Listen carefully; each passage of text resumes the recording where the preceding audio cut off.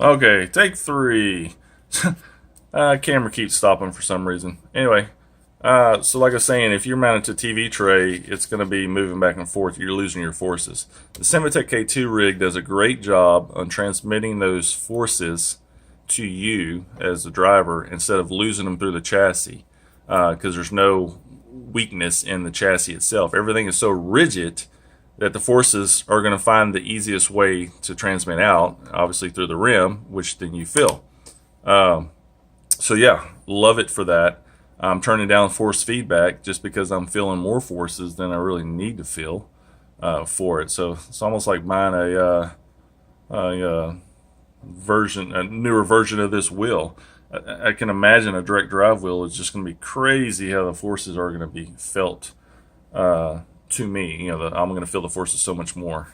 But anyway, this one works really good. I'm actually really impressed with everything on this, from the build quality to the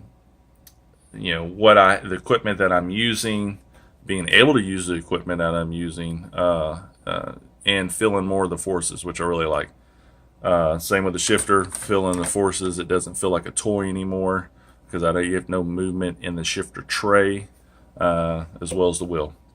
Now the pedal deck is another issue, or not an issue. It's not an issue at all, actually. This pedal deck works great. It has holes cut out there for you to hook your wires up. It is a stationary pedal deck, kind of like what in a real car would be. You would adjust your seat forward and backwards to it, depending on if you're tall or short. It, of course, adjusts from 0 to 25 degrees at an angle, which I like. I got it at 5 because the Fanatec pedals are kind of adjusted a little bit forward anyway, so 5 degrees works great for me.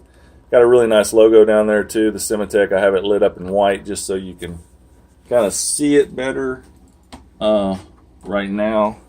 I'll change to a different color. There's red. But it kind of hides away some of the light, so let me switch it back to white here. There we go. So it'll light up in here a little bit better. But yeah, pedal deck works good. No up and down adjustment, just the angle. And like I said, you move your pedal deck. And the important thing about pedal decks is that they don't move when you're hammering on the brakes. There is no flex in this pedal deck. I don't get any flex in there, which is important because you don't lose any of your modularity when you're bleeding off the brakes going into the turns. So nothing's lost there. Pedals aren't sliding forward because they're hard mounted to it. I would suggest anybody hard mount your pedals down so you don't have to fight with pedals moving around on you. This pedal deck is, of course, drilled for Fanatec, Thrustmaster, Logitech, and I'm not sure who else it's drilled for. Contact them to find out, or look on their website to find out for sure if your pedal deck will fit. If not, I imagine most of us sim racers are pretty handy with tools and can drill a pedal plate arrangement for your own pedals. But for the most popular ones, they're already pre-drilled for you. So, yeah, you're good to go. And people that got the higher end that's going to spend $1,000 for a pedal deck, that particular sim racer is going to be handy with a drill. But yeah, pedal deck works great, solid. It's just like everything else on this chassis is solid. Love it. Next is the keyboard tray. This little area here is the only complaint about the keyboard tray. It's sharp when you adjust your seat all the way forward in your knee. If you get too far forward, or if you're a short person, you may hit your knee here. I would rather see this off to the left there. You can see where it mounts up here, right here. Here's where it mounts, but this is the actual keyboard mount that mounts to the chassis right here. And I know it's a little hard to see because of the lighting I have here, but that's it.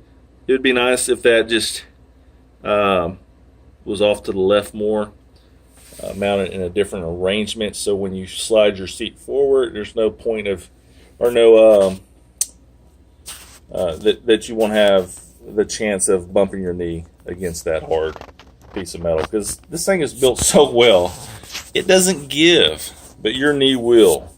So I would like to see that changed for some up releases, just something for Simetik to look at.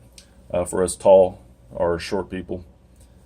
As far as the keyboard tray goes itself, it's not very wide, which is fine. I have a small keyboard, but imagine if you have something like a Razer Death Adder that's quite wide, you would it would be hanging off, and you might not like it because you're hitting the keys and the keyboard want to move up on you. For sim racing purposes, which is really what this is for, works great. I have this Logitech wireless keyboard, Bluetooth keyboard. This little screw adjustment here, as you can see, screws in here. Works fine. You can, obviously if you have a taller keyboard, you can move this up, tighten it down, and it keeps your keyboard from flopping around when forces are trying to move it around. But as far as articulating the keyboard, you can adjust the angle of it. You can swing it in. It's actually stiff depending on how you tighten up everything.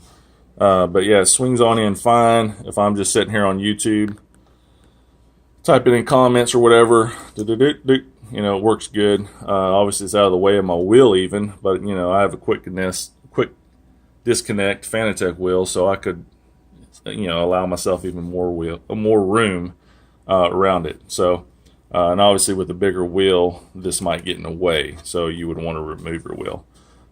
With Logitech or Thrustmaster, don't have that wheel. But as far as how far you could swing it in. But anyway, mostly for sim racing, I just keep it off to the side anyway, and I'm hotkeying whatever I need over here to the left of me. Works great. They do have a mouse attachment that you can get, and they're actually coming out with like a button box attachment here as sweet. I have to check that out.